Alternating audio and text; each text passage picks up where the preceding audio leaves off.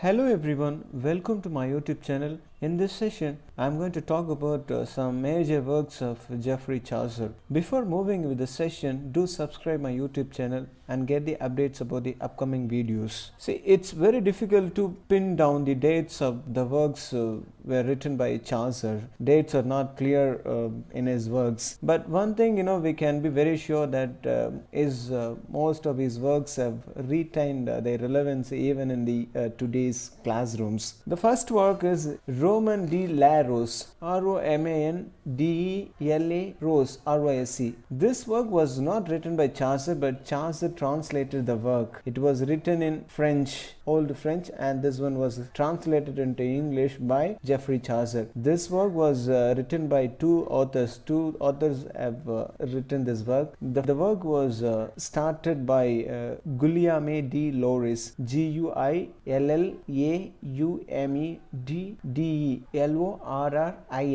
Guillaume de Loris is the one who started the work around 1230, and this work was continued by Jean de Meun, Jean-de-Meun, Jean de Meun, who have continued approximately after 40 years. It is an allegorical love poem which takes the form of a dream vision. A 25-year-old narrator who thinks about a dream which he had around 5 years back. The next work is Book of Duchess. A Book of Duchess, which is also known as the Death of Blanche, Blaunche. This is one of his major poem, and this one was preceded only by his short poem called An ABC, and this one was written based on the themes and the title of the poem. This work was written by Chaucer to commemorate Blanche of Lancaster, his friend who passed away. To commemorate Blanche of Lancaster, he wrote this book. At the beginning of the poem, the poet portrayed himself as the sleepless poet who was suffered a lot from an unknown sickness around for 8 years, and he was bedridden for 8 years, but he was able to read book. Though he was bedridden, he was reading on a bed. A collection of old stories. The book tells the story of Ceyx, Ceyx, and Alcyone, Alcyone, Alcyone. The story tells how Ceyx lost his life at sea, and how Alcyone, his wife, mourned his absence. The goddess Juno, Juno, goddess Juno was worshipped in this poem, and Alcyone is Ceyx's wife. She prays to the goddess Juno, and to send a dream vision, Juno sends a messenger to Morpheus, Morpheus, to bring the body of Ceyx with the message to Alcyone. Well, the next work is House of Fame. House of Fame. It's a was written between 1374 and 1385. It was written very after the Book of the Duchess, but its a chronological relation of Chaucer's other early poems is uncertain, and this one was unfinished work.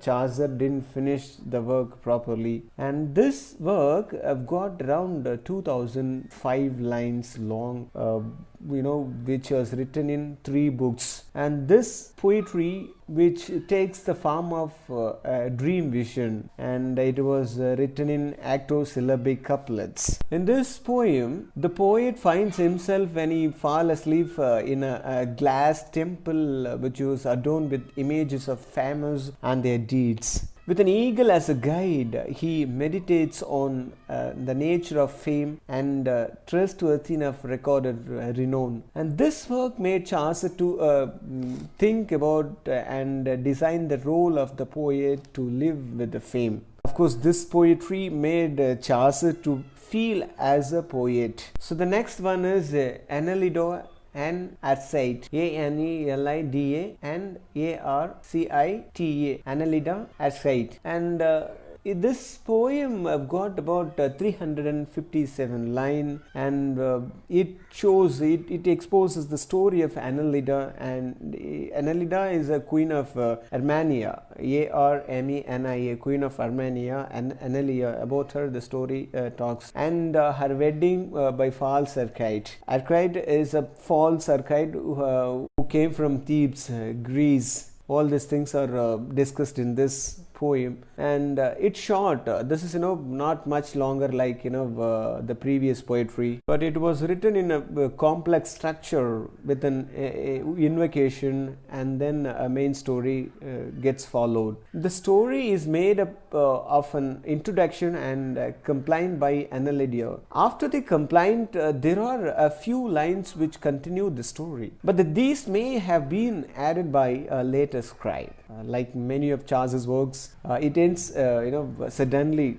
It was not given proper ending, and it was also said to be an unfinished work. The date of the poem was not much sure. It's uncertain. As I mentioned earlier, at the beginning, most of Chaucer's works are not precise with the date. Dates are not certain in most of his works. See, this poem was not mentioned by Chaucer himself. Even he himself was not mentioned this poetry, but his scholars are some scholars suspects that whether this work was written by Chaucer or someone else, but most of the scholars they believe that this work is written by Chaucer, and this one is attributed to him in 3 manuscripts and by the poet John Lydgate. The next work is Parliament of Fowls. Parliament of Fowls or Parliament of Birds, and this one's said to be one of his best known works, otherwise known as the this is also known as the Parliament of Fowlers, Fowlers,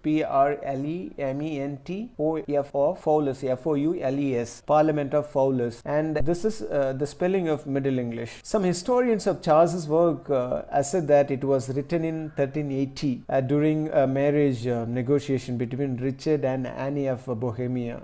It was mentioned in such a way like this work might have been written in 1380. A critic, J.A.W. Bennett, who interpreted this particular work as a study of Christian love. He interpreted in such a way that this work is a study of Christian love, and this one was identified as repeated with Neoplatonic ideas, which was inspired by the poets like Cicero and Jean de Meun, among others. And this poem uses allegory and incorporates elements of irony and satire as it points to the inauthentic quality of courtly love.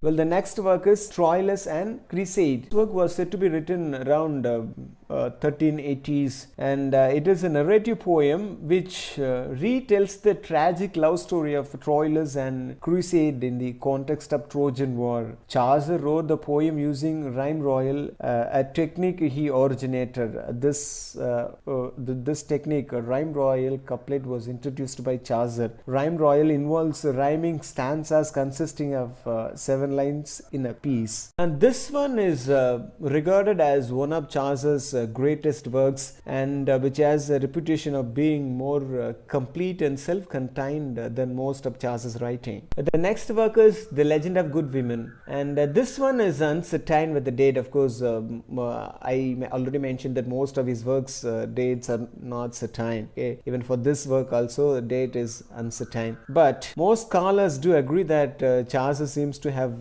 abandoned it before its completion, because that is how ending of the work was written. It was finished in such a way like the work is unfinished. The queen which was mentioned in the work, which is believed to be Richard's wife, Richard II, King Richard II's wife, Anne of Bohemia. Chaucer's mention of the real life royal palaces Eltham and Sheehan serve to support this theory. In writing this particular work, Chaucer played with another new and innovative format. The poem comprises a series of shorter narratives along with the use of iambic pentameter couplets. This technique was seen first in English. The next work is a treatise on the astrolabe. It is one of Chaucer's non-fiction works. and it's an essay about astrolabe, a tool used by astronomers and explorers to locate the position of the sun, moon, and planets. Charles